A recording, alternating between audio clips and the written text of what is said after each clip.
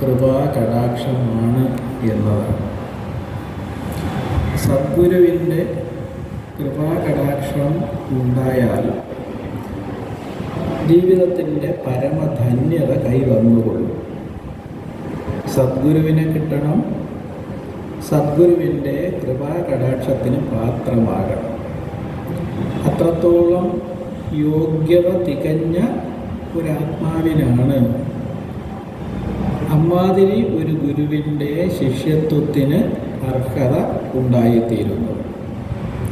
എത്രയോ ജന്മങ്ങളിലൂടെ സഞ്ചയിച്ച പുണ്യപരിഭാഗം കൊണ്ട് ഒരു ജന്മത്തിൽ ഗുരുലാഭമുണ്ടാവുകയും ഗുരുവിൻ്റെ കൃപാദൃഷ്ടി അദ്ദേഹത്തിൽ പതിയുകയും ചെയ്താൽ ഉണ്ടാകുന്ന വിശേഷമാണ്. അതിനെക്കുറിച്ച് ഒരു ഉപമ പറഞ്ഞുകൊണ്ടാണ് കഴിഞ്ഞ ദിവസം നമ്മൾ നിർത്തിയത്. എത്രമാത്രം ഗർവോടുകൂടി വനത്തിൽ വിഹരിക്കുകയാണെങ്കിലും ആനയുടെ മേൽ സിംഹത്തിൻ്റെ ഒരു നോട്ടം, ഒരു ദൃഷ്ടി പതിഞ്ഞാൽ ആ ആന നിശ്ചലനായിക്കൊള്ളും എന്നാണ്. അപ്പോൾ സിംഹത്തിൻ്റെ നോട്ടം ഉണ്ടാകുന്നതോടുകൂടി ഏത് മതയാനയ്ക്കും ശാന്തത കൈവരും എന്നതുപോലെയാണ് ലൗകിക വ്യാപാരങ്ങളിൽ എത്രമാത്രം ബദ്ധനായിരിക്കുന്നുവെങ്കിലും ഗുരുവിൻ്റെ നോട്ടം ഉണ്ടാകുന്നതോടുകൂടി ആ വ്യാപാരങ്ങളെല്ലാം പര്യവസാനിപ്പിച്ച് ആത്മാവിൽ സ്ഥിതനാകുന്നതിനുള്ള അവസ്ഥയിലേക്ക് പ്രവേശിക്കാൻ സാധിക്കുന്നതാണ്. അപ്പോൾ ആ ഗുരുവിൻ്റെ മാഹാത്മ്യം, വൈശിഷ്ട്യം, പ്രാധാന്യം പ്രത്യേകം ഓർത്തുകൊള്ളണം. അങ്ങനെയുള്ള ഗുരുവിനെയാണ് കിട്ടേണ്ടത്. ആ ഗുരുവിനെ കിട്ടാനാണ് വലിയ പ്രയാസമുള്ളത്. പക്ഷേ ലോകത്തിൽ ധാരാളം ഗുരുക്കന്മാരെ നമ്മൾ കാണുന്നുണ്ട്. ശിഷ്യനെ അന്വേഷിച്ച് നടക്കുന്ന ഗുരുക്കന്മാരുണ്ട്. താത്കാലികമായിട്ട് ലാഭങ്ങൾ ഉണ്ടാക്കി തരാം എന്ന് വാഗ്ദാനം ചെയ്യുന്ന ഗുരു വേഷ നാമധാരികളും സുലഭമാണ്. അങ്ങനെയുള്ളവരെ പരിഹസിച്ച് അവർ ചെയ്യുന്നതിൻ്റെ ദോഷവശങ്ങളെ വിശദമാക്കിക്കൊണ്ട് അടുത്ത 2-3 വെൺപായിൽ ഗുരുനാഥൻ വള്ളലാർ, കണ്ണുടയ വള്ളലാർ വിശദമായിട്ട് സംസാരിക്കുന്നതാണ് ഇനി കാണാൻ സാധിക്കുന്നത്. கூலித்தொழிலாளர் கொண்டு விற்போர் போன்ற குரு வேலை பகிடகளை மேவாதே காலம்போர் பார்த்திருக்க வைத்த പരമഗുരു പരവ വാർത്തയിലേ തീണ്ടാ മനം എന്നാണ് വെൺപ. അതായത് ആചാര്യനാണ് എന്ന് ഭാവിച്ച് മറ്റുള്ളവരെ കൊണ്ട് വിളംബരം ചെയ്യിച്ച് ധാരാളം ഗുരുക്കന്മാരെ ഇപ്പോൾ നമ്മൾ കാണുന്നുണ്ട് ചുറ്റിലും. ആ ഗുരുക്കന്മാരെ യഥാർത്ഥ ഗുരു എന്ന് വിളിക്കാൻ സാധിക്കുകയില്ല. പകരം അവരെ വ്യാജ ഗുരുക്കന്മാർ എന്ന് തന്നെ വിളിക്കാനാണ് പറയുന്നത്. വ്യാജ ഗുരുക്കന്മാർ, യഥാർത്ഥ ഗുരുവല്ല, ശരിയായ ഗുരുവല്ല.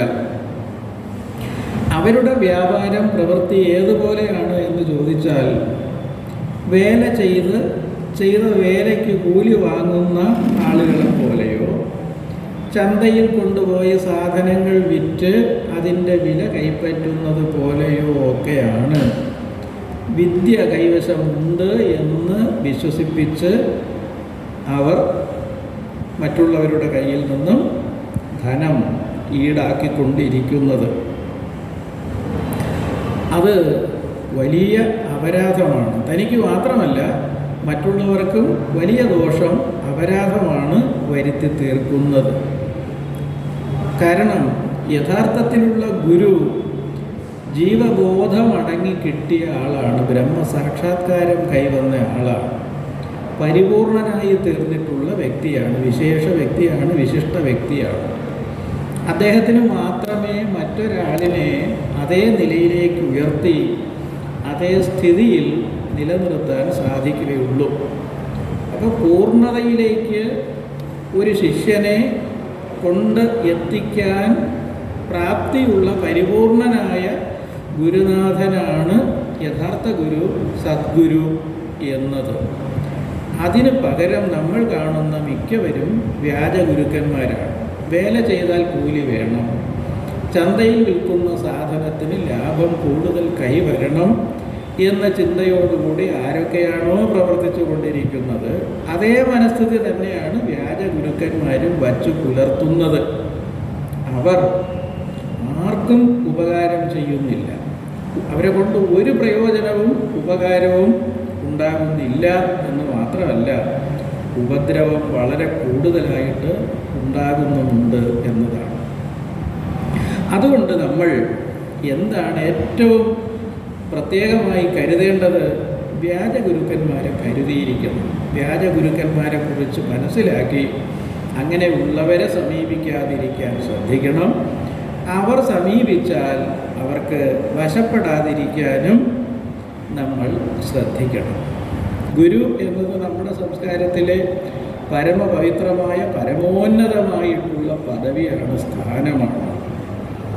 അത് അച്ഛനമ്മമാർക്കും ഭഗവാനും ഉപരിയാണ് ഗുരുവിൻ്റെ സ്ഥാനം. കാരണം അങ്ങനെയുള്ള ജ്ഞാനഗുരു, മഹാഗുരു, പരമഗുരു പരബ്രഹ്മം തന്നെയാണ് എന്നുള്ള കാര്യം നമുക്ക് വ്യക്തമായിട്ടറിയാം. ബ്രഹ്മ, വിഷ്ണു, മഹേശ്വരന്മാരായിരിക്കുന്ന പരബ്രഹ്മസ്വരൂപം തന്നെയാണ് യഥാർത്ഥത്തിലുള്ള ഗുരുനാഥൻ. ആ ഗുരുനാഥൻ നമ്മുടെ ജീവബോധമകറ്റും, ജീവിതത്തെ പിടികൂടിയിരിക്കുന്ന സകലമാന അന്ധകാരത്തെയും അറിവില്ലായ്മയെയും ദുരിതത്തെയും ദുഃഖത്തെയും എല്ലാം അകറ്റും, പരിഹരിക്കും. ഏതെങ്കിലും അപൂർണത നമ്മുടെ ജീവിതത്തിൽ ഉണ്ടെങ്കിൽ അതെല്ലാം തീർത്ത് പൂർണ്ണതയിലേക്ക് ഉയർത്തി നിർത്തുന്നതിന് പര്യാപ്തനായിരിക്കും സാക്ഷാത് ജ്ഞാനഗുരു. അങ്ങനെയുള്ള ഗുരുവിൻ്റെ അനുഗ്രഹം കൊണ്ട് മാത്രമേ പൂർണ്ണത പ്രാപിക്കാൻ സാധിക്കുകയുള്ളൂ എന്ന് ഭഗവാൻ ശ്രീകൃഷ്ണ പരമാത്മാവ് തന്നെ പ്രഖ്യാപിച്ചിട്ടുണ്ട്.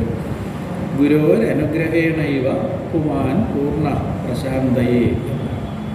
സന്ദീപനി മഹർഷിയുടെ ആശ്രമത്തിലെ പഠനമൊക്കെ കഴിഞ്ഞ് അദ്ദേഹം ഗുരുനാഥനെ സ്മരിക്കുന്ന സന്ദർഭത്തിൽ അറിയിക്കുന്ന തത്വമാണ്, ഗുരുവിൻ്റെ അനുഗ്രഹം കൂടാതെ പൂർണ്ണത പ്രാപിക്കാൻ പറ്റുന്നതല്ല. ഗുരുവിൻ്റെ പ്രാധാന്യം അത്ര അധികമാണ്. അതിനെ മുതലെടുക്കുന്നവരാണ് സമൂഹത്തിൽ കാണപ്പെടുന്നവരിൽ ഭൂരിപക്ഷവും.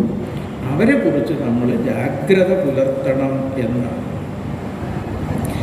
യഥാർത്ഥ ഗുരു ദുസ്തരമായ ഭവസാഗരത്തെ ലൗകിക ജീവിതമാകുന്ന വലിയ സമുദ്രത്തെ തരണം ചെയ്യാൻ നമുക്ക് സഹായം നൽകുന്ന വ്യക്തിയാണ്. അങ്ങനെയുള്ള ഗുരുനാഥനെ ആശ്രയിക്കുക എന്നതിന് പകരം മറ്റ് ഗുരുക്കന്മാരുടെ പിന്നാലെ പോവുക എന്നത് അതിനിന്ദ്യമാണ്. എന്ന് മാത്രമല്ല, ഗുരുവിനെ മാനിക്കാതെ, ഗുരുവിനെ ആദരിക്കാതെ, അനുസരിക്കാതെ, അനുസ്മരിക്കാതെ ഇരിക്കുന്നതും അപരാധമാണ്. അങ്ങനെയൊക്കെ ഉണ്ടായി തീർന്നാൽ ജീവിതത്തിൽ വന്നു പെടുന്ന പ്രയാസങ്ങളെക്കുറിച്ച്, അവനവൻ്റെ സ്വകാര്യ ജീവിതത്തിൽ, മാനസിക ജീവിതത്തിൽ ഉണ്ടാകുന്ന പ്രയാസങ്ങളെക്കുറിച്ചും അയാളുമായി ബന്ധപ്പെട്ട ചുറ്റുവട്ടത്തിൽ ഉള്ള മറ്റുള്ളവർക്ക് നേരിടേണ്ടി വരുന്ന ക്ലേശങ്ങളെക്കുറിച്ചുമൊക്കെ ധാരാളം വിവരങ്ങൾ നമുക്കുണ്ട്. അങ്ങനെയുള്ള സംഗതികളൊക്കെ ഗുരുവിനെ നിന്ദിക്കുന്ന, ഗുരുവിനെ ശത്രുവിൻ്റെ സ്ഥാനത്ത് കാണുന്നതിൻ്റെ ഫലമായിട്ടുണ്ടാകാവുന്ന ദോഷങ്ങളെക്കുറിച്ചൊക്കെ നമുക്കറിയാം. സുകുമാരകവി, ശ്രീകൃഷ്ണവിലാസം എന്ന മഹാകാവ്യം രചിച്ച സുകുമാരകവിയുടെ കഥ നമുക്കറിയാം. ഗുരുവിനെ അപായപ്പെടുത്തണം എന്ന് വിചാരിച്ച് അതിനുള്ള ഒരു ശ്രമം നടത്തിയിട്ടുണ്ട് അദ്ദേഹം. അപ്പോൾ ഗുരു തന്നെ ശിക്ഷിക്കുന്നതും തനിക്ക് കൂടുതൽ ഉത്തരവാദിത്വങ്ങൾ തരുന്നതും ജോലി തരുന്നതുമൊക്കെ വിരോധം കൊണ്ടാണ് എന്ന തെറ്റിദ്ധാരണയും ചെയ്തതാണ്. പക്ഷേ ഗുരുനാഥൻ സവിശേഷമായ നന്മ ലാക്കാക്കിക്കൊണ്ട് ചെയ്ത ചില പരീക്ഷകളുമൊക്കെ ആയിരുന്നു എന്ന് തിരിച്ചറിയുന്ന സന്ദർഭത്തിൽ പശ്ചാത്താപ വിവശനായ ആ ശിഷ്യോത്തമൻ ചെയ്തതെന്താണ് എന്ന് നമുക്കറിയാം. ഭിത്തിയിൽ നേറി മരിക്കുകയും ആ സന്ദർഭത്തിൽ അദ്ദേഹത്തിൽ നിന്നും പുറപ്പെട്ടതാണ് ശ്രീകൃഷ്ണ വിലാസം കാവ്യം എന്നുള്ളതും നമുക്ക് അറിയാം. അപ്പോൾ അതാണ് ഗുരുവിൻ്റെ പ്രാധാന്യം, അതാണ് ഗുരുവിൻ്റെ സേവനത്തിൻ്റെ മഹത്വം. മലയാള ഭാഷയിലും ഇങ്ങനെയുള്ള വിഷയത്തെ പ്രമേയമാക്കിക്കൊണ്ട് അതിഗംഭീരമായ രചനകളുണ്ടായിരുന്നു. അതിലേറ്റവും പ്രധാനം ഒരുമാതിരി പരിചയമുള്ളവരുടെ മനസ്സിൽ ആദ്യം വരുന്നതാണ് കുഞ്ഞിരാമൻ നായർ എന്ന മഹാകവി രചിച്ച കളിയച്ഛൻ എന്ന കാവ്യം. ഗുരുവിൻ്റെ വാക്ക് തെറ്റിച്ച് തൻ്റെ കേമത്വത്തിൽ പ്രതിഭയിൽ അതിയായി വിശ്വസിച്ചുകൊണ്ട് ഗുരു തനിക്ക് തടസ്സമാണ്, ഗുരു തനിക്ക് ബാധ്യതയാണ് എന്നുള്ള ഒരു മനസ്ഥിതി വളർന്നു പോയപ്പോൾ ശിഷ്യന് ഉണ്ടാകുന്ന പതനം, അയാളുടെ ജീവിതത്തിൽ നേരിടേണ്ടി വരുന്ന തിരിച്ചടികളെയൊക്കെ, ആത്മസംഘർഷത്തെ, മാനസിക സംഘർഷത്തെയൊക്കെ അതിഗംഭീരമായി നാടകീയമായിട്ട് അവതരിപ്പിക്കുന്ന കാവ്യമാണ് കളിയച്ഛൻ. അപ്പോൾ ആധ്യാത്മവിദ്യയിൽ മാത്രമല്ല കല ഉൾപ്പെടെയുള്ള ഈശ്വരീയമായ വ്യാപാര രംഗങ്ങളിലും ഗുരുവിൻ്റെ പ്രാധാന്യത്തെക്കുറിച്ച് തികഞ്ഞ അറിവ്, ബോധ്യം ഉള്ളവരാണ് നമ്മുടെ സംസ്കാരത്തെ മുന്നോട്ട് നയിച്ചവർ. കവികളും കലാകാരന്മാരും ഉൾപ്പെടെയുള്ള ആളുകൾ ആ രീതിയിൽ അത്യുന്നത സ്ഥാനം അലങ്കരിക്കുന്ന ഗുരുവിനെ സമാശ്രയിക്കുന്നതിന് പകരം വ്യാജഗുരുക്കന്മാരുടെ പുറകെ പോകാൻ ഒരു കാരണവശാലും ആരും തന്നെ ശ്രമിക്കരുത് എന്നാണ്. അപ്പോൾ പരമപവിത്രമായ സ്ഥാനമാണ്, പദവിയാണ് ഗുരുവിന് ഉള്ളത് എന്ന് നമ്മൾ പ്രത്യേകം ഓർക്കണം. അല്ലാത്ത ഒരു ഗുരുവിൻ്റെ, വ്യാജ ഗുരുവിൻ്റെ പിന്നാലെ പോകാൻ ഒരാൾ ശ്രമിച്ചാൽ അതെങ്ങനെയായി തീരും എന്നതും ഇതിൽ മനോഹരമായ ഒരു ഉപമയിലൂടെ, ഒരു വെൺപയിൽ കൂടി അദ്ദേഹം നമുക്ക് വ്യക്തമാക്കി തരുന്നുണ്ട്. കുട്ടി തിരൾ കരടി ആറൊഴുക കോൻ കുതിത്ത് കട്ടിപ്പുതൈന്ത കഥയാകും തുട്ടമല പിറ്റിലെ മൂത്തവർകൾ പേയ് വിതറ്റാം ഭേദയവർക്ക് ബുദ്ധി പോൽ കാട്ടും പൊരുൾ എന്നാണ് ആ വെൺപ. അത് ഒട്ടും തന്നെ ശുദ്ധമല്ലാത്ത മനസ്സാണ് വ്യാജ ഗുരുക്കന്മാർക്കുള്ളത്. അവരുടെ മനസ്സിൽ സ്വാർത്ഥം, ലോഭം, അങ്ങനെയുള്ള താല്പര്യങ്ങളാണ് ഉള്ളത്. ലോഭം, കൊതി, പണത്തിനോട്, അധികാരത്തിനോട്, കീർത്തിയോട്, പദവിയോട് ഒക്കെയുള്ള കൊതി കൊണ്ടാണ്, മുഖ്യമായും ധനത്തിനോട്, സമ്പത്തിനോട്, പണത്തിനോടുള്ള കൊതി, ആർത്തി കൊണ്ടാണ് അവർ മറ്റുള്ളവരെ പോലും വശീകരിച്ച് വലയിലാക്കി തന്നെയും അവരെയും താഴ്ത്തിക്കളയുന്നത്, ഇകഴ്ത്തിക്കളയുന്നത്. അപ്പം അങ്ങനെ ശുദ്ധമല്ലാത്ത മനസ്സിൻ്റെ ഉടമകളാണ് ആ വ്യക്തികൾ. അവർ രാഗാദി മലങ്ങൾ നീങ്ങാതെ ദുഷിച്ച് ഭ്രാന്ത് പിടിച്ച് കാണപ്പെടുന്ന നിലയിൽ ആണ് വർത്തിക്കാറുള്ളത്. അവർ യഥാർത്ഥത്തിൽ കഴിഞ്ഞുകൂടുന്നത് ജീവഭ്രാന്തിയിലാണ്. സത്യം മനസ്സിലാകാതെ അതോ ഇതോ എന്ന് ഉഴറുന്ന ഒരു മനസ്സിൽപ്പെട്ട് അസ്വസ്ഥതയിൽ ചുഴിയിൽപ്പെട്ടതുപോലെ നിലയില്ലാതെ പാഞ്ഞുകൊണ്ടിരിക്കുന്ന ആ ആളുകളുടെ സേവനം കൊണ്ട് ശിഷ്യന്മാർക്കൊന്നും ഒരു ഗുണവും ഒരു ഉയർച്ചയും ഉണ്ടാവുകയില്ല. ലൗകിക ജീവിതത്തിലും ഉണ്ടാവുകയില്ല, അധ്യാത്മ മാർഗത്തിൽ പറയുകയും വേണ്ട. അതിന് വ്യാജഗുരുക്കന്മാരെ ആരെങ്കിലും ആശ്രയിക്കാൻ നിശ്ചയിച്ചിട്ടുണ്ടെങ്കിൽ വന്നു പെടാകുന്ന ആപത്ത് എങ്ങനെയായിരിക്കും എന്നുള്ളത് മനോഹരമായ ഒരു ഉപമയിൽ കൂടി നമുക്ക് അദ്ദേഹം കാട്ടിത്തരും. അത് ഇത് പിന്നീട് പല സന്ദർഭത്തിലായിട്ട് പലപ്പോഴായിട്ട് പറയപ്പെട്ടിട്ടുള്ളതാണ്. പക്ഷേ ഇവിടെ നമുക്ക് ഒരു 2-3 നൂറ്റാണ്ടുകൾക്ക് മുൻപ് ഇത് പറയപ്പെട്ട സന്ദർഭത്തിൽ അതിൻ്റെ പുതുമ, അതിൻ്റെ വശ്യത ഒക്കെ വളരെ അധികമായിരുന്നു. ഒരാട്ടിടയൻ ആറ്റിൻ്റെ തീരത്ത് നിൽക്കുമ്പോൾ അയാൾ ആറ്റിലേക്ക് നോക്കുകയാണ്. ആറ്റിലേക്ക് നോക്കുമ്പോൾ അയാളുടെ കണ്ണിൽപ്പെടുന്ന കാഴ്ച തൻ്റെ ആട്ടിൻകുട്ടി, തൻ്റെ കറുത്ത ആട്ടിൻകുട്ടി വെള്ളത്തിൽ വീണുപോയി അങ്ങനെ ഒഴുകിപ്പോയിക്കൊണ്ടിരിക്കുകയാണ്. അത് ഒഴുകി മരണത്തിലേക്ക് ഒഴുകി പോയിക്കൊണ്ടിരിക്കുകയാണ്. അപ്പോൾ അതിൻ്റെ ജീവൻ രക്ഷിക്കുക എന്നുള്ളതിനേക്കാൾ അത് തൻ്റെ ധനമാണ്, തൻ്റെ മുതലാണ്, അത് കൈവിട്ടു പോകാൻ പാടില്ലല്ലോ, തനിക്ക് നഷ്ടമുണ്ടായിക്കൂടല്ലോ, തൻ്റേതാണല്ലോ, തൻ്റെ മമത അത് അതിശക്തമായതുകൊണ്ട് ഒന്നും ചിന്തിക്കാതെ വീണ്ടും വിചാരമില്ലാതെ ഇയാൾ ആറ്റിലേക്ക് എടുത്തു ചാടുകയാണ്. ആട്ടിൻകുട്ടിയെ രക്ഷിക്കണം, ജീവനോടുകൂടി കിട്ടിയാൽ അതിൻ്റെ മൂല്യം തനിക്ക് സ്വന്തമായിരിക്കുമല്ലോ എന്ന പ്രതീക്ഷയിൽ വീണ്ടും വിചാരമില്ലാതെ മുൻപിൻ ചിന്ത കൂടാതെ എടുത്ത് ചാടി അതിനെ പിടികൂടി. അതിനെ രക്ഷിക്കാൻ വേണ്ടിയിട്ട് അതിനെ പിടികൂടിയപ്പോൾ അതും തിരിച്ച് ഇടയനെ പിടിച്ചു. പിടി സാധാരണ ഒരു ആട്ടിൻകുട്ടിയുടെ പിടി പോലെ അല്ലെന്ന് ഓരോ നിമിഷം കഴിയുന്തോറും അയാൾക്ക് വ്യക്തമായി കൊണ്ടിരുന്നു. മുറുകിയുള്ള പിടിയാണ്, വരിഞ്ഞ് മുറുക്കുന്ന മട്ടിലുള്ള പിടിയാണ് ആ ജന്തുവിൽ നിന്ന് കിട്ടിക്കൊണ്ടിരിക്കുന്നത്. ഒരാട്ടിൻകുട്ടി അങ്ങനെ ചെയ്യുകയില്ലല്ലോ എന്ന് വിചാരിച്ച് അതിൻ്റെ പിടിമുറുകുന്നതിനനുസരിച്ച് വേദന അനുഭവപ്പെട്ടപ്പോൾ ഇയാൾ ബന്ധപ്പെട്ട് അതെന്താണ് എന്ന് സൂക്ഷിച്ചു നോക്കുമ്പോഴാണ് മനസ്സിലാക്കുന്നത് കരടിക്കുട്ടിയാണ്, ഒരു കരടിയാണ്. യഥാർത്ഥത്തിൽ ആട്ടിൻകുട്ടിയാണ് എന്ന് തോന്നി തൻ്റേതാണെന്നുള്ള ചിന്തയോടുകൂടി അതിനെ സ്വന്തമാക്കാമെന്ന പ്രതീക്ഷയോടുകൂടി എടുത്ത് ചാടി പിടിമുറുകിയിരിക്കുന്നത് കരടിയിലാണ്. കരടിയാണെങ്കിൽ അതിനേക്കാൾ കൂടുതൽ രക്ഷ പ്രാപിക്കണമെന്ന ചിന്തയോടുകൂടി ഇയാളെ വരിഞ്ഞു മുറുക്കിയിരിക്കുകയാണ്. അവസാനം എന്തായിരിക്കും ഉണ്ടാകുന്നത്?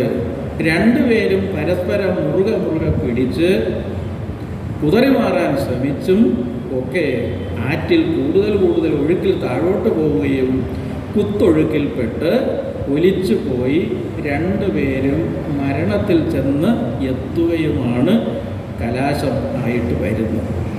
അപ്പോൾ തൻ്റേതാണ് എന്ന മമത കൊണ്ട് വീണ്ടും വിചാരമില്ലാതെ മുൻപിൻ ചിന്തിക്കാതെ എടുത്തു ചാടിയതിൻ്റെ ഫലമായിട്ട് ജീവഹാനി വരെ വന്നു ചേരുന്ന അപകടത്തിലേക്കാണ് പോയിക്കൊണ്ടിരിക്കുന്നത്. അവിടെ ഇയാൾക്ക് നഷ്ടപ്പെട്ടത് ആ വിവേചന ബുദ്ധിയാണ്. തിരിച്ചറിവ് എന്നുള്ളത്, ആലോചനാശേഷി എന്നത് ഒരു നിമിഷമെങ്കിലും അയാളിൽ ഉണർന്നിരുന്നെങ്കിൽ, പ്രവർത്തിച്ചിരുന്നെങ്കിൽ ഇത്രയും വലിയ ആപത്തിൽ എത്തിച്ചേരുമായിരുന്നില്ല. പക്ഷേ ഇങ്ങനെയുള്ള സന്ദർഭങ്ങളിൽ വികാരത്താൽ നയിക്കപ്പെടുന്നവർക്ക്, മോഹാദികളാൽ നയിക്കപ്പെടുന്നവർക്ക് വീണ്ടും വിചാരമുണ്ടാവുക സാധ്യമല്ല. അങ്ങനെയുള്ളവർക്ക് വന്നു ചേരുന്ന ദുരന്തം ഇതായിരിക്കുക അല്ലാതെ ഗത്യന്തരമില്ലതാണ്. അതാണ് വ്യാജഗുരുക്കന്മാരെ, യഥാർത്ഥ ജ്ഞാനമില്ലാത്ത ഗുരുവിനെ, സാക്ഷാത്കാരം കൈവന്നിട്ടില്ലാത്ത ആളിനെ ഗുരുവാണ് എന്ന് വിശ്വസിച്ച് പുറകെ നടന്നാൽ ഉണ്ടായിത്തീരുന്ന ആപത്ത് എന്ന് വളരെ വ്യക്തതയോടുകൂടി ഇവിടെ പ്രതിപാദിച്ചിട്ടുണ്ട്. അപ്പോൾ അതുകൊണ്ടുണ്ടാകുന്ന ആപത്ത്, ദോഷം ഒരു വ്യക്തിക്ക് മാത്രമല്ല, ഈ ആപത്തുണ്ടാക്കുന്ന ആളിനെ കൊണ്ട് ആ ആപത്ത് അവസാനിക്കുന്നില്ല. അയാൾ കാരണം പലരിലേക്ക് ആപത്ത് അങ്ങനെ പോയിക്കൊണ്ടിരിക്കുകയാണ്. ഈ ആപത്തിൻ്റെ പല മട്ടിലുള്ള അനുഭവങ്ങളാണ് ഇപ്പോൾ നമ്മുടെ സമൂഹത്തിൽ കണ്ടുകൊണ്ടിരിക്കുന്നത്. നമ്മുടെ സംസ്കാരത്തിൽ ഏറ്റവും ഉന്നത സ്ഥാനീയനാണ് ഗുരു, പരമാചാര്യൻ, പരമഗുരു എന്നൊക്കെ ഉള്ളത് സാക്ഷാത് പരബ്രഹ്മം എന്ന നിലയിൽ നിന്ന് പല പടിയായിട്ട് പല കാലങ്ങളിലൂടെ പരിണമിച്ച് താഴേക്ക് വന്നിട്ട് അധ്യാപകനാവുകയും പിന്നീട് സൗകര്യങ്ങൾ ഒരുക്കി കൊടുക്കുന്നയാൾ മാത്രം, സഹായം ചെയ്തു കൊടുക്കുന്നയാൾ എന്ന നിലയിലേക്കൊക്കെ മാറി അത് അങ്ങനെ ആയിത്തീർന്നതിൻ്റെ ഫലമായിട്ട് നമുക്കറിയാം. നമ്മുടെ അധ്യാപകന്മാരിൽ വളരെ പ്രമുഖനായിരുന്നു പ്രൊഫസർ സുകുമാർ അഴീക്കോട്. അദ്ദേഹം തമാശയായിട്ട് പറഞ്ഞ ഒരു കാര്യമാണ്, നമ്മളൊക്കെ 50 കൊല്ലം മുമ്പൊക്കെ പഠിച്ച ആളുകൾക്ക് അധ്യാപകനെന്ന് ദായും ധായും ചേർന്ന കൂട്ടക്ഷരം എഴുതി പഠിക്കണമായിരുന്നു. പക്ഷേ പിന്നീട് വരുന്ന ആളുകൾക്ക് കൂട്ടക്ഷരം വേണ്ട, അധികരം ധ മാത്രം എഴുതിയാൽ മതി. അപ്പോൾ കൂട്ടക്ഷരത്തിൽ നിന്ന് ചോർന്നു പോയത് മൃദുവായ ദായാണ്. മൃദു ദ പോയി. അത് ദയയുടെ, ദാനത്തിൻ്റെ, ദൈവത്തിൻ്റെ ഒക്കെ പ്രതിനിധാനമായിരിക്കുന്ന ദായാണ് അധ്യാപകരിൽ നിന്ന് ചോർന്നു പോയത് എന്ന് തമാശ മട്ടിൽ അദ്ദേഹം പറഞ്ഞിട്ടുണ്ട്. പക്ഷേ സംസ്കൃതത്തിൽ എഴുതുമ്പോൾ കൂട്ടക്ഷരമായിട്ടല്ല എഴുതുന്നത് എന്നുള്ള കാര്യവും അദ്ദേഹത്തിനും അറിയാം. എങ്കിലും മലയാളികൾ ശീലിച്ചു വന്നത് അങ്ങനെ ആയിരുന്നതുകൊണ്ട് അതിൽ നിന്ന് ഒരക്ഷരം ലോപിച്ചപ്പോൾ ചോർന്നു പോയത് അധ്യാപകത്വത്തിലെ ഈ വിധ ഗുണങ്ങളാണ് എന്ന് ഓർമ്മപ്പെടുത്താനാണ് അദ്ദേഹം ഉപയോഗിച്ചത്. അതുപോലെ തന്നെയാണ് വിദ്യാർത്ഥി സമൂഹത്തിലും ശിഷ്യ സമൂഹത്തിലും ഉണ്ടായ ചോർച്ചകൾ, ലോപങ്ങൾ, കുറവുകൾ. ശിഷ്യൻ്റെ സ്ഥാനത്ത്, ശിഷ്യൻ എന്ന് പറയുന്നതിന് മുൻപ് ബ്രഹ്മചാരി എന്നുള്ളതാണ് നമ്മുടെ സംസ്കാരത്തിൽ പ്രയോഗിക്കുന്ന പദം. ബ്രഹ്മചാരി വിദ്യാഭ്യാസ കാലം ആണ് ബ്രഹ്മചര്യത്തിൻ്റെ ഘട്ടം. ആ ഘട്ടത്തിൽ കൂടെ കടന്നു പോകുന്ന ഉപാസനയുടെയും സാധനയുടെയും ഒക്കെ അനുഭവത്തിൽ കൂടെ പുരോഗമിച്ചു കൊണ്ടിരുന്ന വ്യക്തികൾ, ശിഷ്യന്മാർ വിദ്യാർത്ഥികളാവുകയും അതിനുശേഷം ഇപ്പോൾ എന്താണ് എന്നുള്ളത് നമുക്ക് ചുറ്റിലും നിന്ന് ഓരോ ദിവസവും കിട്ടിക്കൊണ്ടിരിക്കുന്ന വിവരങ്ങളിൽ നിന്നൊക്കെ മനസ്സിലാകുന്നുണ്ടല്ലോ. എന്നെപ്പോലെയുള്ള ആളുകളുടെ ആശ്വാസം റിട്ടയർ ചെയ്യാൻ സാധിച്ചു എന്നുള്ളതാണ് എന്ന് കൂടി ഈ സന്ദർഭത്തിലൊന്ന് പറഞ്ഞുകൊള്ളട്ടെ. അപ്പോൾ ആ നിലയ്ക്ക് നമ്മുടെ ഗുരുശിഷ്യ ബന്ധത്തെ പുതിയ നിരൂപണത്തിൻ്റെയൊക്കെ ഭാഷ ഉപയോഗിക്കുകയാണെങ്കിൽ ഗുരുശിഷ്യ പാരസ്പര്യത്തിൽ ഉണ്ടായ ചോർച്ച, ലോപം, ഈ ഗുണങ്ങളുടെ ചോർച്ച കൊണ്ട് ഉണ്ടാകുന്ന ദോഷം, സമൂഹത്തിന് വരുന്ന ദോഷം, അതിനെക്കുറിച്ചാണ് പ്രത്യേകമായിട്ട് ഓർമ്മിപ്പിച്ചിരിക്കുന്നത്. അപ്പോൾ യഥാർത്ഥത്തിലുള്ള ഗുരുനാഥൻ്റെ നില എന്താണ്, സ്ഥാനം എന്താണ് എന്നുള്ളത്, വ്യാജഗുരു, യഥാർത്ഥ ഗുരു ജ്ഞാനഗുരുവാണ്. ജ്ഞാനമാണ് മോക്ഷ സാധനം.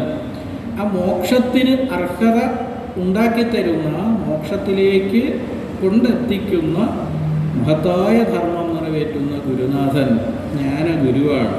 അദ്ദേഹം പരമാചാര്യനാണ്. അങ്ങനെയുള്ള ആചാര്യൻ്റെ കൃപാകടാക്ഷമാണ് ശിഷ്യന് മേലുണ്ടാകേണ്ടത്. അതുണ്ടാവുകയാണെങ്കിൽ പിന്നെ ശിഷ്യൻ്റെ ജീവിതത്തിൽ മറ്റൊന്നും സംഭവിക്കേണ്ടതില്ല. അയാളെ പരിപൂർണനാക്കി തീർക്കുന്നതിന് ഗുരുവിൻ്റെ അനുഗ്രഹം ഒന്ന് മാത്രം മതി. അത് പരമാചാര്യൻ്റെ ഗുണവിശേഷമാണ്. ആ പരമാചാര്യൻ എന്താണ് സ്വായത്തമാക്കിയിട്ടുള്ളത് എന്ന് ചോദിച്ചാൽ അതിനെക്കുറിച്ചൊക്കെ ഇവിടെ വിശദമായിട്ട് പറയുന്നുണ്ട്. 36 തത്വങ്ങൾ എല്ലാം നേതി എന്ന മട്ടിൽ വകഞ്ഞു മാറ്റി സർവത്തിനും കാരണമായിരിക്കുന്ന, സൂക്ഷ്മാതിസൂക്ഷ്മമായിരിക്കുന്ന പരമസത്തയെ, പരംപൊരുളിനെ സൂര്യതുല്യം സാക്ഷാത്കരിച്ച് ആ ആനന്ദാനുഭവത്തിൽ സ്ഥിരമായി തങ്ങി നിൽക്കാൻ സ്വയം സാധിക്കുന്നതിനും സാധിക്കുന്നയാളും ശിഷ്യനെ സാധിപ്പിക്കുന്നയാളുമാണ് പരമാചാര്യനായ സാക്ഷാത് ജ്ഞാനഗുരു, സദ്ഗുരു. അദ്ദേഹം ആണ് ശിഷ്യനെ അനുഗ്രഹിക്കാൻ ഉള്ളത് എന്നതാണ് ഇവിടെ പറയുന്നത്. പഞ്ചഭൂതങ്ങളും 5 തന്മാത്രകളും 5 കർമ്മേന്ദ്രിയങ്ങളും 5 ജ്ഞാനേന്ദ്രിയങ്ങളും മനസ്സ്, ബുദ്ധി, അഹങ്കാരം, ചിത്തം, അഹങ്കാരം എന്നിങ്ങനെ ഉള്ള അന്ധകരണം, ഇങ്ങനെ 24 തത്വങ്ങൾ, ആത്മതത്വം, പിന്നെ നാദം, ബിന്ദു, മഹേശ്വരം, സദാശിവം, മഹാദേവം എന്നീ 5 ശിവതത്വം. ഇത് ശൈവ സിദ്ധാന്ത ഗ്രന്ഥമായതുകൊണ്ടാണ് ഈ മട്ടിലുള്ള പ്രതിപാദനം നമുക്ക് കാണാൻ സാധിക്കുന്നത്. അപ്പോൾ അങ്ങനെയുള്ള ആത്മതത്വവും ശിവതത്വവും കാലം, നിയതി, കല, വിദ്യ, ഇച്ഛ, പുരുഷൻ, മായ എന്നിങ്ങനെയുള്ള 7 വിദ്യാതത്വവും കൂടി ചേരുമ്പോഴാണ് 36 തത്വങ്ങൾ എന്ന് വ്യാഖ്യാനത്തിൽ പറഞ്ഞിട്ടുണ്ട്. അപ്പോൾ കണ്ണുടയവള്ളലാർ രചിച്ച ഈ പുസ്തകത്തിന് തമിഴിൽ തന്നെ ഏറ്റവും പ്രാമാണികമായ വ്യാഖ്യാനം ചമച്ചത് ചിദംബര സ്വാമികളാണ്. ആ ചിദംബര സ്വാമികൾ തന്നെയാണ് ഈ വിശദീകരണം നമുക്ക് നൽകിയിട്ടുള്ളത്. ആ വിശദീകരണത്തിൻ്റെ അടിസ്ഥാനത്തിലാണ് മലയാളത്തിൽ ഒഴിവിലൊടുക്കത്തിന് ആദ്യമായി മലയാളത്തിൽ ഒരു വ്യാഖ്യാനം സമ്മാനിച്ചത് ചട്ടമ്പിസ്വാമി തിരുവടികളാണ്. ചട്ടമ്പിസ്വാമികളിലൂടെ ശ്രീനാരായണ ഗുരുവിലേക്ക് വന്നു.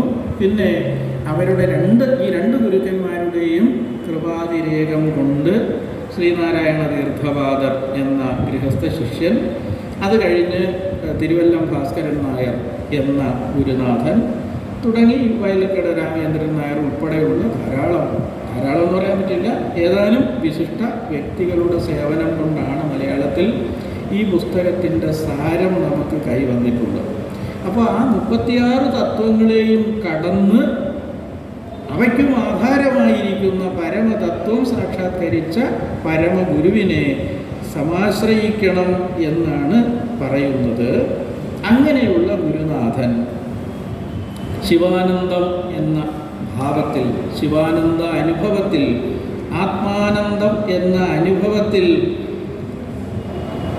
തങ്ങി നിൽക്കുന്ന ആളിന് അതുണ്ടോ ഇല്ലയോ എന്ന് മനസ്സിലാക്കാൻ, ഈ ആനന്ദത്തിലാണോ താൻ കഴിയുന്നത് എന്ന് മനസ്സിലാക്കുന്നതിന് മറ്റാരുടെയും സാക്ഷ്യപത്രമല്ല പ്രമാണമായിട്ടുള്ളത്. മറ്റൊരാളും അത് സർട്ടിഫൈ ചെയ്യുന്നതിന്, സാക്ഷ്യപ്പെടുത്തുന്നതിന് പര്യാപ്തനല്ല. അത് ആ വ്യക്തിക്ക് മാത്രം സാധിക്കുന്ന കാര്യമാണ്. സാക്ഷി രൂപത്തിൽ അദ്ദേഹത്തിൻ്റെ ഉള്ളിൽ തന്നെ നിലകൊള്ളുന്ന ചൈതന്യം, സാക്ഷി രൂപത്തിൽ നിലകൊള്ളുന്ന ചൈതന്യം, അതിനെ അന്ധകരണമെന്നോ മനസാക്ഷി എന്നോ ഒക്കെ, സാക്ഷി രൂപത്തിൽ മനസാക്ഷി എന്നൊക്കെയുള്ള പ്രയോഗങ്ങൾക്ക് പൊരുത്തമുണ്ട്. സംസ്കൃതത്തിലുള്ള ആ പ്രയോഗങ്ങൾക്ക് അങ്ങനെ ചില പൊരുത്തമുണ്ട്. അങ്ങനെയുള്ള ആ സാക്ഷി ആണ്, സാക്ഷിത്വ ഭാവത്തിൽ തന്നിൽ തന്നെ നിലനിൽക്കുന്ന ചൈതന്യമാണ് അത് സാക്ഷ്യപ്പെടുത്തേണ്ടതായിട്ടുള്ളത്. അങ്ങനെ നിലകൊള്ളുന്ന ഒരു ഗുരുവിൽ നിന്ന് ഫലമുണ്ടാകുന്ന ഒരു കർമ്മവും ഉണ്ടാകുന്നതല്ല. പക്ഷേ വ്യാജഗുരുക്കന്മാരങ്ങനെയല്ല. തിരിച്ചു കിട്ടണമെന്നുള്ള ചിന്തയോടുകൂടി, ലാഭമുണ്ടാകണമെന്ന പ്രതീക്ഷയോടുകൂടി പ്രവർത്തിക്കുമ്പോൾ സ്വാഭാവികമായും കർമ്മഫലങ്ങൾ ഋണാത്മകമായിട്ടാണ് ഉണ്ടാകുന്നത്.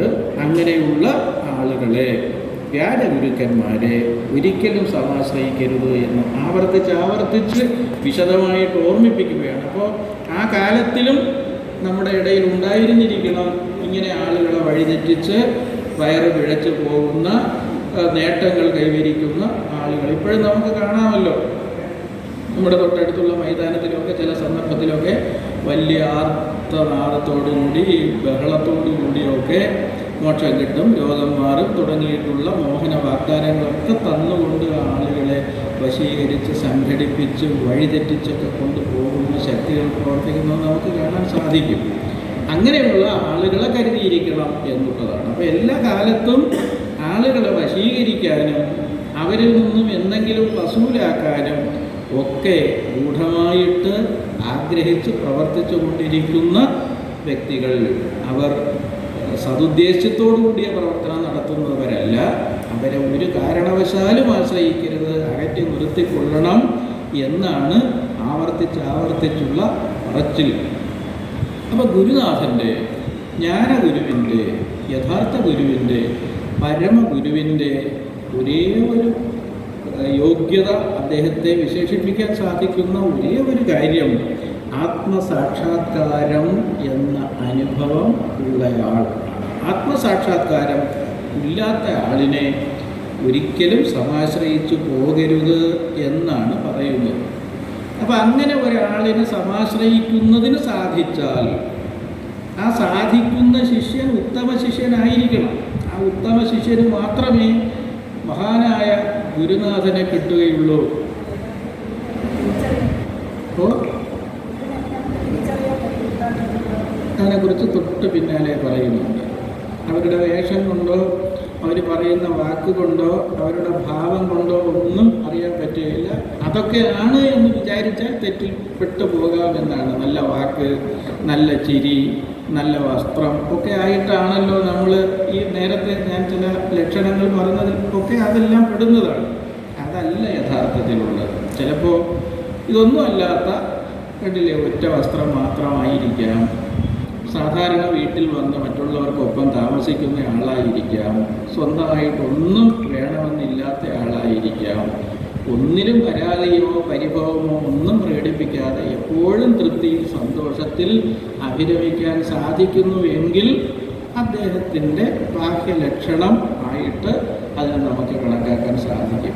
നമുക്ക് തന്നെ ഒരു ദിവസം ഒരു പരാതി പറയാതെ 1 മണിക്കൂർ നമുക്ക് ചെലവഴിക്കാൻ പറ്റുമെന്ന് ആലോചിച്ച് നോക്കിയാൽ മതി. രാവിലെ എഴുന്നേറ്റാൽ ആദ്യത്തെ കാപ്പി, ചായ, സമയം അല്പം ഒന്ന് മാറിപ്പോയാൽ നമ്മുടെ ആദ്യത്തെ പരാതി തുടങ്ങും.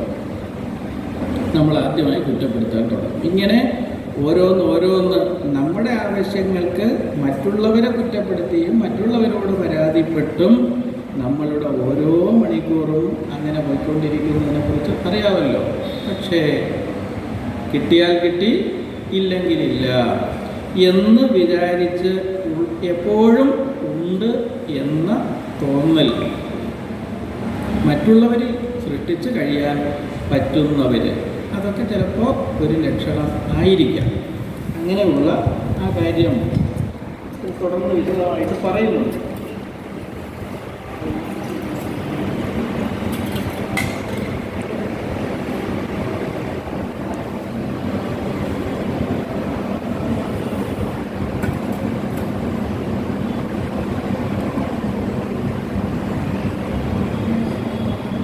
ജ്ഞാനഗുരുവിൻ്റെ സ്വഭാവം എങ്ങനെയായിരിക്കും, അദ്ദേഹം ശിഷ്യനെ അനുഗ്രഹിക്കുന്നത് എപ്രകാരമായിരിക്കും എന്നൊക്കെ വെളിവാക്കുന്ന വെണ്മയാണ് ഇനി പറയാൻ പോകുന്നത്. തേനുണ്ടുമിഴും തിറമ്പോൽ ശിവാനന്ദ മോനം തുളുമ്പി മൊഴികാലത്തേ നിന്നു തോണ്ടിരുതുപോലും ഒണ്ടൈ ചുട്ടാശു കേൾപ്പവർകൾക്കാണ്ട തപം വേദമതു എന്ന് വെച്ചാൽ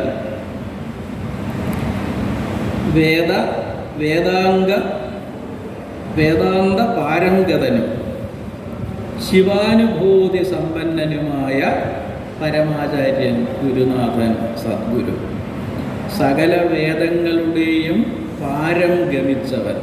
പാരം എന്ന് വെച്ചാൽ അറിയാമല്ലോ, അക്കര, മറുകര. അപ്പോൾ വേദത്തിൻ്റെയും വേദാന്തത്തിൻ്റെയും മറുകര കണ്ടയാളും ശിവാനുഭൂതി സമ്പന്നനും. ശിവാനുഭൂതിയാണ് നമ്മൾ പറഞ്ഞത്, ആത്മാനന്ദത്തിൽ നിത്യനിരന്തരമായ സംസ്ഥിതി, അതാണ് ശിവാനന്ദം. ഒരു നിമിഷം വന്നു പോകുന്നതൊക്കെ നമ്മുടെ ജീവിതത്തിൽ ഉണ്ടാകാം. നമ്മൾ ക്ഷേത്രത്തിൽ ഭഗവാന്റെ വിഗ്രഹത്തിന് മുന്നിൽ കണ്ണടച്ച് ധ്യാനനിരതരായിട്ട് നിൽക്കുമ്പോൾ നമുക്ക് അങ്ങനെയുള്ളതുണ്ടാകാം. ചില ഓർമ്മകൾ നമ്മൾ ഏതെങ്കിലും ദർശനത്തിൻ്റെയോ തീർത്ഥാടനത്തിൻ്റെയോ ഓർമ്മ, അല്ലെങ്കിൽ ഏതെങ്കിലും ഒരു പ്രഭാഷണം കേട്ടതിൻ്റെ ഓർമ്മയുണ്ടാകുമ്പോഴൊക്കെ നമുക്ക് നൈമിഷികമായിട്ട് അങ്ങനെയുള്ളതുണ്ടാകാം. അതൊരിക്കലുണ്ടാകുന്നു, മാഞ്ഞു പോകുന്നു. അങ്ങനെയൊക്കെയാണ് നമ്മുടെ പോലെയുള്ള ആളുകളുടെ ജീവിതത്തിൽ സംഭവിക്കുന്നത്. പക്ഷേ ഈ നില പ്രാപിച്ച ആളുകളുടെ കാര്യത്തിൽ ആ അനുഭൂതി നിത്യനിരന്തരമാണ്. ഒരു നിമിഷം പോലും ഒഴിയാതെ വിട്ടുപോകാതെ ഇടതടവില്ലാതെ നിലനിൽക്കുകയാണ്. അങ്ങനെ ഒരു ആനന്ദാനുഭൂതിയിൽ ആണ്, ആ അനുഭൂതിയിലാണ് അവർ കഴിഞ്ഞുകൊണ്ടിരിക്കുന്നത്. അതാണ് ഈ വിധത്തിലുള്ള ഗുരുക്കന്മാരുടെ അവസ്ഥ, അവരുടെ അനുഭവം, അവരുടെ സ്ഥിതി ഇങ്ങനെയാണ് എന്നുള്ളതാണ്. അപ്പോൾ അവർ ഒന്നും പറയുന്നതായിട്ട് നമ്മൾ കാണുകയില്ല.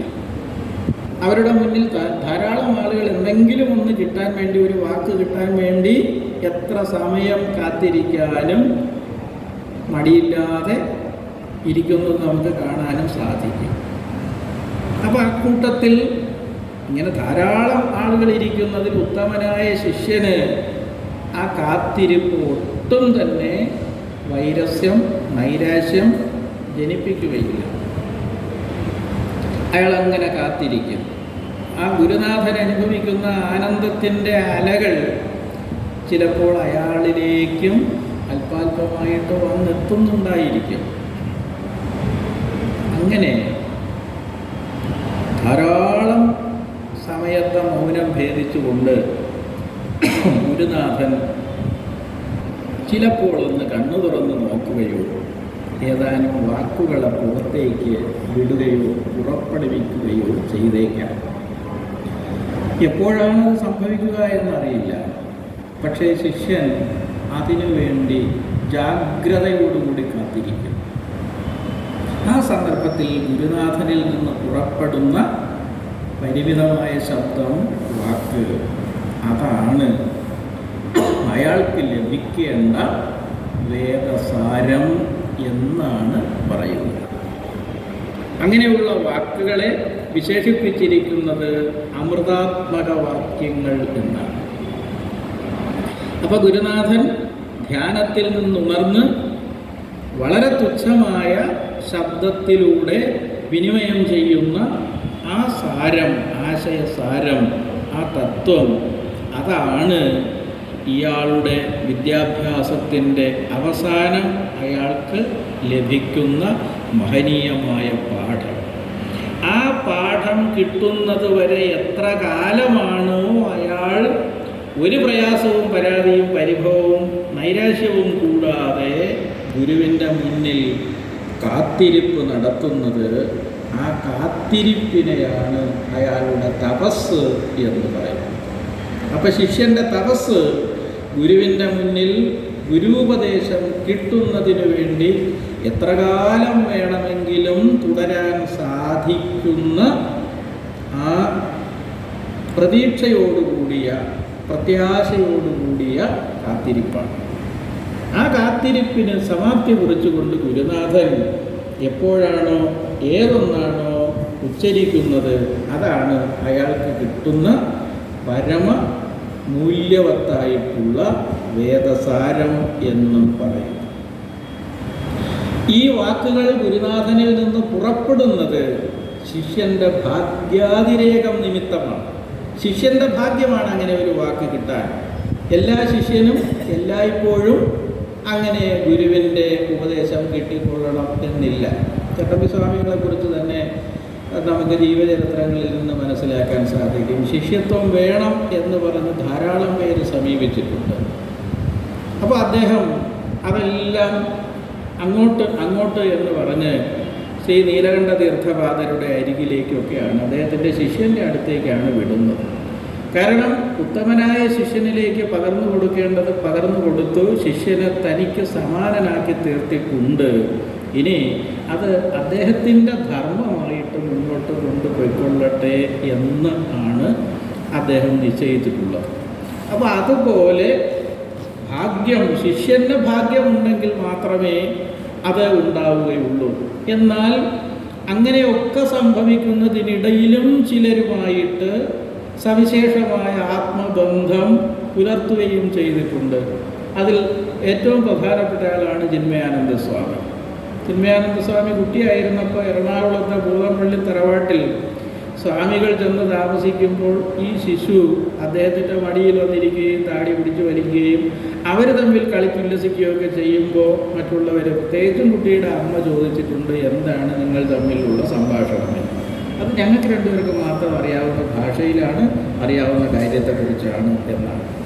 പിന്നീട് അദ്ദേഹം ചിന്മയാനന്ദ സ്വാമി അതിനെക്കുറിച്ച് പറഞ്ഞിട്ടുണ്ട്. എൻ്റെ പ്രഥമ ഗുരു ചട്ടമ്പി സ്വാമികളാണ്.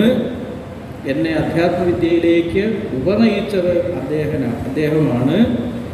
അറിവിൻ്റെ തിരുവുടലാണ് സ്വാമികൾ. ഗുരുക്കന്മാരുടെ എല്ലാം ഗുരു, ഋഷീശ്വരന്മാരുടെ എല്ലാം ഋഷീശ്വരൻ എന്ന് പറഞ്ഞുകൊണ്ട് അദ്ദേഹം അത് പ്രസ്താവിച്ചിട്ടുണ്ടെന്ന് മാത്രമല്ല, ഈ കുട്ടിയായിരുന്ന സമയത്ത് 1-2 വയസ്സിൽ അദ്ദേഹത്തിൻ്റെ മടിത്തട്ടിൽ കയറിയിരുന്ന സന്ദർഭത്തിൽ അദ്ദേഹത്തിൻ്റെതായിട്ട് അനുഭവിക്കാൻ കഴിഞ്ഞ സുഗന്ധം 50-60 വർഷത്തിന് ശേഷവും സ്വാമിയെ ഓർക്കുമ്പോൾ അനുഭവപ്പെടുമായിരുന്നു എന്നും അദ്ദേഹം പറഞ്ഞിട്ടുണ്ട്. അതുപോലെയാണ് അഭേദാനന്ദ സ്വാമികളുടെ കാര്യത്തിൽ. സമാധിക്ക് 1 വർഷം മുൻപാണ് അഭേദാനന്ദ സ്വാമികൾ ചട്ടമ്പി സ്വാമികളുടെ മുന്നിൽ വരുന്നത്, 1923. അപ്പോൾ പലരോടും അങ്ങോട്ട് പോയിക്കൊള്ളൂ, അവിടെ ചെന്ന് കണ്ടുകൊള്ളൂ എന്നൊക്കെ പറയുമെങ്കിലും ചിലരെ പ്രത്യേകമായി സ്വീകരിക്കുകയും ചെയ്യും. അതാണ് ശിഷ്യൻ്റെ ഭാഗ്യാതിരേകം എന്ന് പറയുന്നത്. അത്രയ്ക്ക് ഭാഗ്യം ശിഷ്യന് ഉണ്ട് എങ്കിൽ ഗുരുവിൻ്റെ അനുഗ്രഹത്തിന് പാത്രമാകാൻ പറ്റും എന്നുള്ളതാണ്. അപ്പോൾ ഗുരുനാഥൻ ചില സന്ദർഭങ്ങളിൽ ശിഷ്യന് ഭാഗ്യം ഉണ്ടാകുമ്പോൾ, ശിഷ്യൻ്റെ ഭാഗ്യം തികയുമ്പോൾ ചില വാക്കുകൾ പുറപ്പെടുവിക്കും. ശിഷ്യനെ സംബന്ധിച്ചിടത്തോളം പരമവേദാന്ത രഹസ്യമായിട്ട് ആണ് ആ വാക്കുകൾ അദ്ദേഹത്തിന് കൈവരുന്നത്. അത് കിട്ടുന്നതുവരെ അദ്ദേഹം തുടർന്നു പോകുന്ന കാത്തിരിപ്പ് തന്നെയാണ് ആ ശിഷ്യൻ്റെ തപസ് എന്നും പറഞ്ഞിരിക്കുന്നു. ഇതിനെയും, ഇത് കാവ്യം കൂടി ആയതുകൊണ്ട്, എഴുതുന്നത് കവിയുടെ നിലവാരത്തിൽ ആയതുകൊണ്ട് മനോഹരമായ അലങ്കാരങ്ങൾ ഇതിനകത്ത് പലപ്പോഴും വരാറുണ്ട്. ഇപ്പോൾ 2-3 ഉപമാലങ്കാരങ്ങളെ കുറിച്ച് നമ്മൾ പറഞ്ഞു.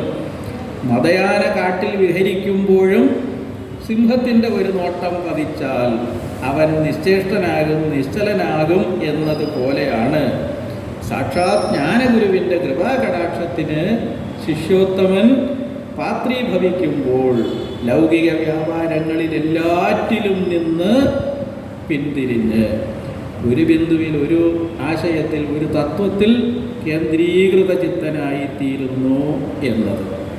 അതുപോലെ തന്നെയാണ് തൻ്റെ ആട്ടിൻകുട്ടിയാണ് എന്ന് വിചാരിച്ചുകൊണ്ട് കരടിക്കുട്ടിയെ കയറി പിടിക്കുമ്പോൾ ഉണ്ടാകുന്ന അത്യാപത്തിനെ കുറിച്ച് പറഞ്ഞത്. ഇവിടെ ഉത്തമനായ ശിഷ്യൻ ഗുരുവിൻ്റെ വായിൽ നിന്ന് പുറപ്പെട്ട് ഏറ്റെടുക്കുന്ന ആ വേദാന്ത സാരത്തെക്കുറിച്ച് പറഞ്ഞിരിക്കുന്നത് വണ്ടിൻ്റെ കാര്യത്തോട് ഉപമിച്ചുകൊണ്ടാണ്. വണ്ട് ധാരാളം പൂക്കളിൽ പറന്ന് ആവുന്നത്ര തേനെല്ലാം നുകർന്ന് അത് അങ്ങനെ സംഭരിച്ചു വയ്ക്കും. എന്നിട്ട് എവിടെയെങ്കിലും ചെന്നിരിക്കും, അത് വിശ്രമിക്കും. അങ്ങനെ വിശ്രമിക്കുന്ന സന്ദർഭത്തിൽ ഈ സംഭരിച്ചു വച്ച തേനിൽ നിന്നുള്ള ചില കണികകൾ അതിൻ്റെ വായിൽ നിന്നും ചെറിയ കണങ്ങളായിട്ട് തുള്ളിയായിട്ട് വല്ലപ്പോഴും പുറത്തേക്ക് വീഴും. കാരണം അതിന് സംഭരിക്കാവുന്നതിനും അധികമായിട്ടുള്ളതാണ് ഉൾക്കൊണ്ടിരിക്കുന്നത്. അതുകൊണ്ട് ചില ചെറിയ കണികകൾ ചിലപ്പോഴൊക്കെ പുറത്തു വരാറുണ്ട്. അപ്പോൾ അത് തേൻ കണമാണ്, തേൻ തന്നെയാണ്, അതിനകത്ത് ഒരു വ്യത്യാസവുമില്ല.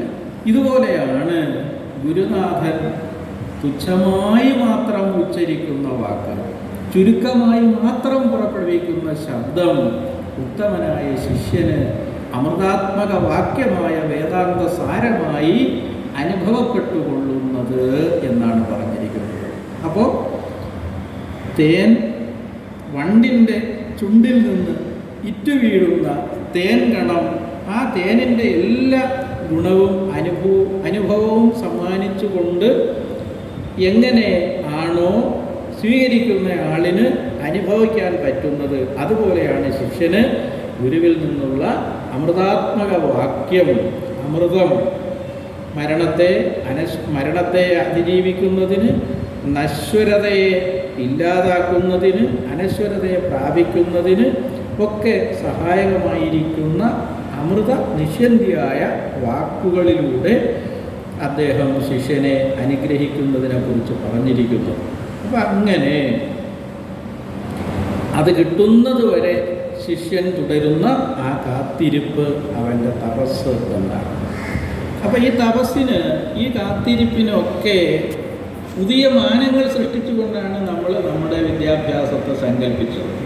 ഇത്ര കാലം, ഇത്ര മോഡ്യൂൾ എന്നൊക്കെയുള്ള മട്ടിൽ അതിനെ ശകലമാക്കി, ശിഥിലമാക്കി, കഷണമാക്കി, ഖണ്ഡിതമാക്കി ഒക്കെ മാറ്റിക്കൊണ്ട് ചെയ്യുമ്പോൾ ആ ഏകാഗ്രത എന്നത് ചോർന്നു പോകുന്നു, നഷ്ടപ്പെട്ടു പോകുന്നു. അതുകൊണ്ട് ആ അഭ്യസിക്കുന്ന വിദ്യയുടെ സ്ഥാനത്ത് വിവരങ്ങളുടെ സ്വാംശീകരണമായിട്ട് വിവരങ്ങളെ ഓർമ്മയുടെ സംഭരണിയിലേക്ക് കൊണ്ട് സൂക്ഷിച്ചു വയ്ക്കുന്ന ഒരു പ്രക്രിയയായിട്ട് മാറിപ്പോകുന്നതും അതിൻ്റെ പരിണതഫലങ്ങളുമൊക്കെ നമുക്ക് കൂടുതലായിട്ട് ചിന്തിക്കാവുന്ന വിഷയങ്ങളാണ്.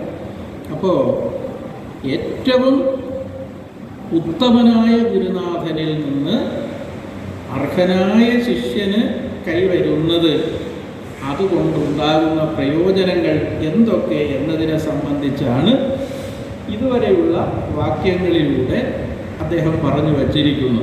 ആ വാക്കുകളെ അദ്ദേഹം പറഞ്ഞിരിക്കുന്നത് തിരുവാക്കുകൾ എന്നാണ്, തിരുവചനങ്ങൾ. ഇരുളിൽ ചുരടയുന്ന ഇന്ദു ഇരവിയെന്ന അരുളൈക്കടந்த പരാനന്ദർ തിരുവാക്ക് അമുതമഴை അമ്പരച്ചൊർ നന്നിമിത്തമാ അങ്കേ മമതയിരാമെன்றേ മതി.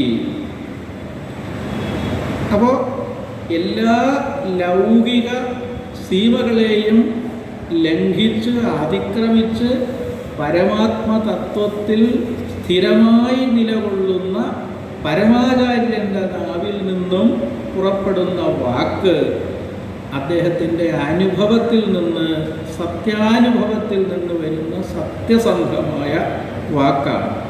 ആ വാക്ക് കെടാവിളക്ക് പോലെ, ഒരിക്കലും അണയാത്ത സൂര്യൻ്റെ വെളിച്ചം പോലെ ആണ്. അതിനകത്ത് അവിദ്യയുടെ, അജ്ഞാനത്തിൻ്റെ ഒരു ഇരുട്ട് കണിക പോലും ശേഷിക്കുകയില്ല. സംശയത്തിൻ്റെ ഒരു വീജി പോലും അവശേഷിക്കുകയില്ല. എല്ലാ സംശയത്തെയും എല്ലാ അജ്ഞാനത്തെയും ദൂരീകരിച്ച് പരമമായ ജ്ഞാനപ്രകാശത്തിൽ ജ്വലിച്ചു നിൽക്കുന്ന ആ ഗുരുനാഥൻ പുറപ്പെടുവിക്കുന്ന വാക്ക് അത്രമാത്രം ആശ്രയിക്കാവുന്നതാണ്, സത്യസന്ധമാണ്. അങ്ങനെ ഉള്ളതായതുകൊണ്ടാണ് ആ ഗുരുവിൻ്റെ വാക്കിനെ, സത്യവാക്കിനെ ജ്ഞാനപ്രകാശം എന്ന് പറയാൻ, വിശേഷിപ്പിക്കാൻ സാധിക്കുന്നത്. ജ്ഞാനപ്രകാശം. ആ പ്രകാശം തരുന്ന ഗുരുനാഥൻ ജ്ഞാനസൂര്യനുമാണ്. ജ്ഞാനസൂര്യൻ ജ്ഞാനത്തെ ഉദിപ്പിച്ച് ജ്ഞാനത്തെ സർവസ്ഥാനത്തേക്കും പ്രസരിപ്പിച്ച് വിനിമയം ചെയ്ത് മറ്റെല്ലാ പ്രകാശമല്ലാത്ത സകലതിനെയും ഇല്ലാതാക്കി തീർക്കുന്ന ജ്ഞാനസൂര്യനായിട്ടും വിരാജിക്കുന്ന ഗുരുനാഥൻ്റെ വാക്കുകൾ അങ്ങനെയുള്ളതാണ്. അങ്ങനെയുള്ള ഗുരുനാഥനെ കിട്ടിക്കഴിഞ്ഞാൽ ആ ശിഷ്യൻ്റെ ഭാവി ജീവിതം എങ്ങനെയായിരിക്കും എന്നുള്ളതും ഇവിടെ പ്രത്യേകമായിട്ട് പറയുന്നുണ്ട്. അതാണ് നമ്മുടെ പാരമ്പര്യത്തിലെ ഏറ്റവും മഹിതമായ മറ്റൊരധ്യായം. സദ്ഗുരു ലാഭം വന്നു കഴിഞ്ഞാൽ പിന്നെ ശിഷ്യൻ്റെ ജീവിതം സുഭദ്രമാണ്, സുരക്ഷിതമാണ്. പിന്നെ ശിഷ്യന് അയാളുടെ സംരക്ഷണയെക്കുറിച്ച് ഒരു ഉത്തരവാദിത്വവുമില്ല, ഒരാശങ്കയും വേണ്ട എന്ന്. ഗുരുവിനെ കിട്ടിക്കഴിഞ്ഞാൽ പിന്നെ അയാളുടെ സർവ്വതും ഗുരുവിൻ്റെ നോട്ടത്തിൽ അദ്ദേഹത്തിൻ്റെ സംരക്ഷണയിൽ പെട്ടുകൊള്ളും എന്നാണ് വ്യക്തമാക്കുന്നത്. ഛായാപുരുടനെ പോലെ ആനന്ദമേ തടിത്ത മായാവൈരി മനമാണ്ട നേയവുകൈ ആവേശർ വീരർ അരജർ മടലാളർ ശാവാനന്ദർക്ക് ശരി. നമ്മൾ നടക്കുമ്പോൾ നമ്മുടെ മുന്നേ കാണപ്പെടും നമ്മുടെ നിഴൽ നമ്മുടെ മുന്നിൽ കാണപ്പെടും. അപ്പം നമ്മൾ ഏത് ഒരു ചലനാവസ്ഥ പ്രാപിക്കുമ്പോഴും നമുക്ക് മുൻപിൽ നമ്മുടെ നിഴൽ ഉണ്ടായിരിക്കുന്നത് പോലെ ശിഷ്യൻ്റെ ഏത് കർമ്മത്തിലും വ്യാപാരത്തിലും മുന്നോടിയായിട്ട് ഗുരുവിൻ്റെ സാന്നിധ്യം ഉണ്ടായിക്കൊള്ളും. ഗുരു അവിടെ സന്നിഹിതനായിരിക്കും. അപ്പോൾ ആപത്തിലേക്കാണ് പോകുന്നതെങ്കിൽ ആപത്തിൽ നിന്ന് രക്ഷിക്കുക എന്ന ധർമ്മം ഗുരുവിൽ നിക്ഷിപ്തമായിരിക്കും. ഗുരു രക്ഷിച്ചുകൊള്ളും. ആനന്ദരൂപനായി സ്ഥിതി ചെയ്യുന്ന ഗുരുനാഥൻ്റെ രക്ഷയിൽ അങ്ങനെ ശിഷ്യന് സർവ വിശ്വാസത്തോടും കൂടി മുന്നോട്ട് പോകാൻ സാധിക്കുന്നതാണ്. ശിഷ്യോത്തമനിൽ ആ ഗുരു ചെയ്യുന്ന പരമമായ ധർമ്മം എന്താണ് എന്ന് ചോദിച്ചാൽ ഹൃദയഗ്രന്ഥിയുടെ വിച്ഛേദം വരുത്തുക എന്നുള്ളതാണ്. ലൗകിക ബന്ധത്തിൽ നിന്ന് ശിഷ്യനെ പരിപൂർണമായി വിച്ഛേദിച്ച് വേർപെടുത്തി സ്വതന്ത്രനാക്കി പരിപൂർണനാക്കി നിലനിർത്തുക എന്നത് തന്നെയാണ്. അതിനിടയിൽ ജീവിതത്തിൽ ഉണ്ടാകാവുന്ന വീഴ്ചകൾക്കോ താഴ്ചകൾക്കോ ആപത്തുകൾക്കോ ഒക്കെ പരിഹാരമായിട്ടും ഗുരുവിൻ്റെ സാന്നിധ്യം ഉണ്ടായിരിക്കും എന്നാണ്. ഇങ്ങനെയുള്ള എത്രയോ സാക്ഷ്യപ്പെടുത്തലുകൾ നമുക്ക് കാണാൻ സാധിക്കും പലരുടെയും ജീവിതത്തിൽ, പലരുടെയും ആത്മകഥയിലും ജീവചരിത്രത്തിലുമൊക്കെ അങ്ങനെയുള്ള ധാരാളം സംഭവങ്ങൾ വർണ്ണിക്കപ്പെട്ടിട്ടുണ്ട്. ആപത്കരമായ ഒരു സന്ദർഭത്തിൽ പെടുമ്പോൾ എങ്ങനെ നിന്നാണെന്ന് അറിഞ്ഞുകൂടാ ഒരാൾ വന്ന് രക്ഷിക്കുന്നു. അത് ഏത് നിലയിലുള്ള ആളിൻ്റെ കാര്യത്തിൽ ഞാനൊരു ഉദാഹരണം പറയാം. കുമരകം ശങ്കുണ്ണി മേനോൻ എന്ന് കേട്ടിട്ടുണ്ടായിരിക്കുമല്ലോ. കേരളത്തിലെ ആദ്യകാല കമ്മ്യൂണിസ്റ്റ് നേതാക്കന്മാരിൽപ്പെട്ടയാളാണ്. ഞാൻ അദ്ദേഹത്തെ കണ്ടിട്ടുണ്ട്. അദ്ദേഹം കോട്ടയം ബാറിലെ അഭിഭാഷകനായിരുന്നു. അദ്ദേഹത്തിൻ്റെ ആത്മകഥ മലയാളം വാരികയിലാണ് ഖണ്ഡശയായിട്ട് വന്നുകൊണ്ടിരുന്നത്. 10-30 വർഷം വരെ ആയി വന്നിട്ട്. അതിൽ അദ്ദേഹം യുക്തിവാദിയും നിരീശ്വരവാദിയും ഒക്കെ ആകുന്നതിന് മുമ്പുള്ള ഘട്ടത്തിലുണ്ടായ ഒരു കാര്യം വർണ്ണിക്കുന്നുണ്ട്. കുട്ടിയായിരുന്ന സന്ദർഭത്തിൽ മലയ്ക്ക് പോവുകയാണ്, ശബരിമലയ്ക്ക് 41 ദിവസത്തെ വ്രതമൊക്കെ എടുത്ത് അയ്യപ്പനെ കാണാനായിട്ട് അയ്യപ്പനായിട്ട് പോവുകയാണ്, കുട്ടിയാണ്. അപ്പോൾ അദ്ദേഹത്തിൻ്റെ ഗുരുസ്വാമി അച്ഛൻ്റെ അനിയനാണ്, ചിറ്റപ്പനാണ് ഗുരുസ്വാമി. വേറെയും സ്വാമിമാർ സംഘം ചേർന്ന് പോവുകയാണ്. അപ്പോൾ അവരുടെ ആ യാത്ര എന്ന് പറയുമ്പോൾ ചുരുങ്ങിയത് 75 കൊല്ലം മുമ്പായിരിക്കുമല്ലോ. അന്ന് റോഡും സൗകര്യങ്ങളും ഒന്നുമില്ല, എരുമേലി വഴിയൊക്കെ കാൽനടയായിട്ട് കാട്ടിൽ കൂടെ പോവുകയാണ്. അപ്പോൾ പല ദിവസങ്ങളിൽ പലയിടത്തും വെച്ച് പാകം ചെയ്ത് കഴിച്ചും ഒക്കെ വേണം പോകാൻ. അങ്ങനെ പോകുന്ന സന്ദർഭത്തിൽ ഉണ്ടായ ഒരു സംഭവം, ഈ ചിറ്റപ്പൻ വലിയ ദേഷ്യക്കാരനാണ്. അദ്ദേഹത്തിന് ഈ യാത്ര തുടങ്ങിയപ്പോൾ തന്നെ കടുത്ത ജലദോഷമായി, നല്ല താടിയും മീശയും ഒക്കെ വളർന്നിരിക്കുകയാണ്. കുറേ ദൂരം നടക്കുമ്പോൾ ഇദ്ദേഹത്തിൻ്റെ മൂക്കിൽ നിന്നും അങ്ങനെ ഒലിച്ചിറങ്ങി വരും. അദ്ദേഹം കുറേ ചീറ്റികളെയും കുറേയൊക്കെ മീശയിലും താടിയിലും ഒക്കെ പറ്റി പിടിച്ച് കട്ട പിടിച്ച് അങ്ങനെയിരിക്കും. ഇങ്ങനെ പൊയ്ക്കൊണ്ടിരിക്കുന്നതിനിടയിൽ ഒരു സ്ഥലത്ത് വെച്ച് കാപ്പി തിളപ്പിച്ചു, കട്ടൻ കാപ്പി ഉണ്ടാക്കി. കട്ടൻ കാപ്പി ഉണ്ടാക്കിയിട്ട് ഒരു ചരുവം പോലത്തെ ചെറിയ ഒരു പാത്രത്തിൽ നല്ല ചുട്ട് കൊള്ളുന്ന ആവി പറക്കുന്ന കാപ്പി അദ്ദേഹം ഇങ്ങനെ കയ്യിലെടുത്ത് അല്പാൽപമായിട്ട് കുടിക്കുകയാണ്. കുടിക്കുമ്പോൾ മീശയിലും താടിയിലും കട്ടയായിട്ടിരുന്ന പലതും ഉരുകി തുള്ളിയായിട്ട് കാപ്പിയിൽ വീഴുന്നു. ഇത് ഈ കുട്ടിയും കാണുന്നുണ്ട്, മറ്റുള്ളവരും കാണുന്നുണ്ട്. അദ്ദേഹം കാപ്പി കുറേ കുടിച്ചിട്ട് ബാക്കി ഈ കുട്ടിക്ക് കുടിയട എന്ന് പറഞ്ഞ് കൊടുത്തു. അവനാണെങ്കിൽ ഇത് കണ്ട പ്രയാസത്തിൽ അത് കുടിക്കാൻ ഒട്ടും സമ്മതമില്ലാതെ പ്രയാസപ്പെട്ടിരിക്കുകയാണ്.